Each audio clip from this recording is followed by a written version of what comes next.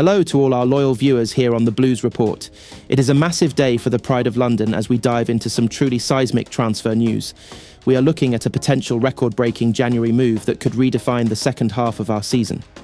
Let's break down the latest from the transfer guru himself, Fabrizio Romano. The record move, Jeremy Jacquet. The big news rocking the bridge right now is Chelsea's pursuit of Rennes' rising star. Jeremy Jacquet Romano has confirmed that the club is all in on the 20-year-old French powerhouse. This isn't just a casual interest. The board has made him their absolute priority to fix our defensive frailties. Rennes is reportedly demanding a club record fee, somewhere in the region of 65 million euros, to let their crown jewel go. It's a bold statement from the recruitment team. While we've seen heavy spending before, going this big in the winter window shows a sense of urgency. Personal terms are already agreed, Jacquet wants the move, and the contract is ready to be signed. The only hurdle remaining is finding that middle ground on the valuation with Rennes. Analysis. Why Jacquet? Why now? Under our new gaffer, Rosenior, Chelsea is looking to tighten up a backline that has struggled for consistency. Jacquet is often compared to William Saliba for his composure and physical presence. In my opinion, this is exactly the profile we need. A young, hungry defender who can slot in as a guaranteed starter and lead the line for years to come. However, we have to ask, is another high-priced youngster the answer? We've spent over £1 billion on potential, yet the Champions League spots still feel like a climb. By going all in on Jacquet, the club is doubling down on their youth-centric strategy rather than opting for a short-term, experienced quick fix. The verdict. I believe this move could be the catalyst we need. If we secure Jacquet, it signals that the board is fully backing Rosenior's vision. But with Arsenal also circling, time is of the essence. We cannot afford a repeat of previous windows where we hesitated on key targets. What do you think, Blues fans? Is Jeremy Jacquet the missing piece of the puzzle? Or should we be looking for a more experienced leader to guide our defence? The Scout Report. Who is Jeremy Jacquet? At just 20 years old, Jacquet has become a cornerstone of the Rennes defence. Standing at 188 centimetres, he possesses a rare blend of physical dominance and elite technical ability. Here is why the recruitment team is obsessed. Aerial supremacy. He ranks in the top percentiles for aerial duels won in League One, making him a nightmare for attackers on set pieces. Ball-playing brilliance. With a pass completion rate hovering around 91%, he fits the Rosenior DNA perfectly. He isn't afraid to break lines or carry the ball into the midfield. Tactical flexibility. Whether it's a back four or a back five, his positioning and anticipation allow him to adapt seamlessly. The three-man shortlist revealed. While Jacquet is the priority, the board has covered their bases.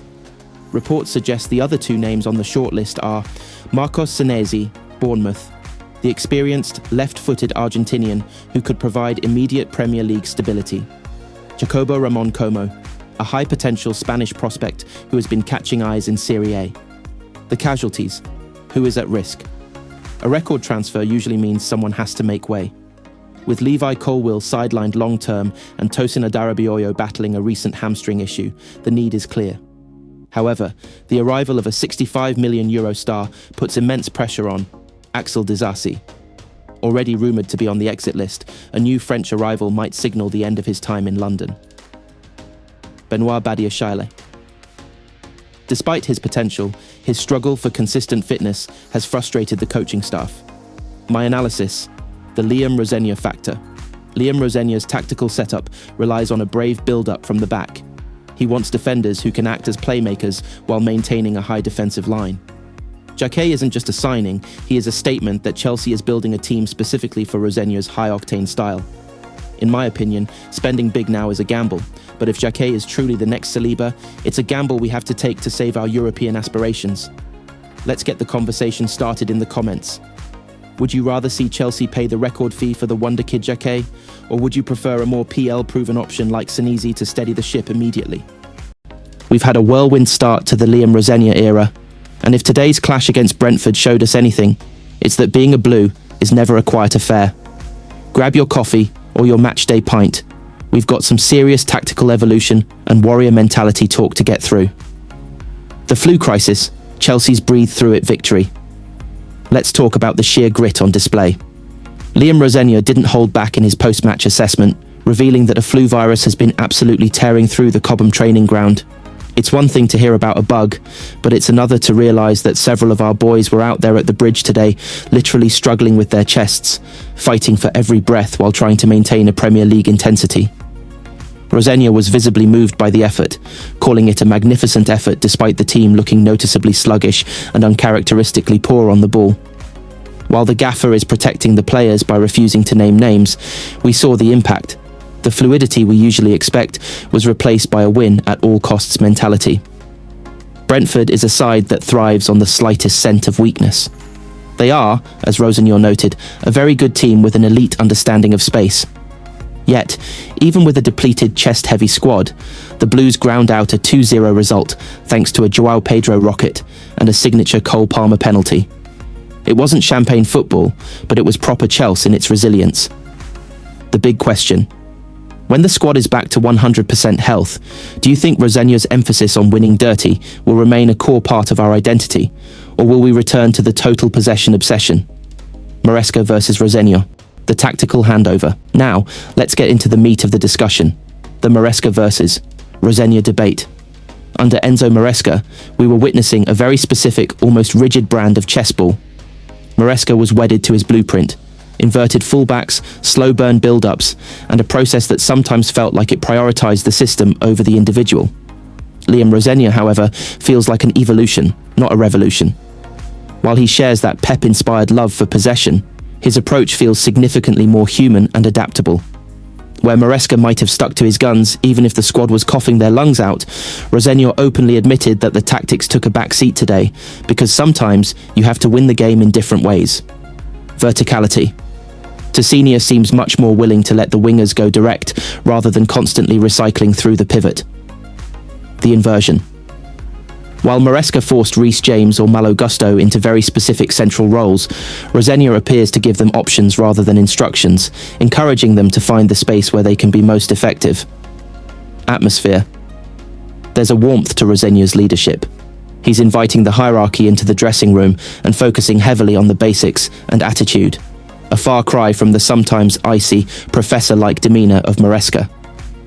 The analysis. A new era of pragmatic pride. My take. We are seeing a Chelsea manager who finally realises that at this club, the shirt carries weight that tactics alone can't support. Rosenior's comments about the attitude of the group and the magnificent effort suggest he is building a culture of accountability. Brentford came to the bridge well organised and hungry, and in previous months, a flu-ridden Chelsea might have crumbled under that pressure. Instead, we saw a team that understood that winning is the only currency that matters at Stamford Bridge.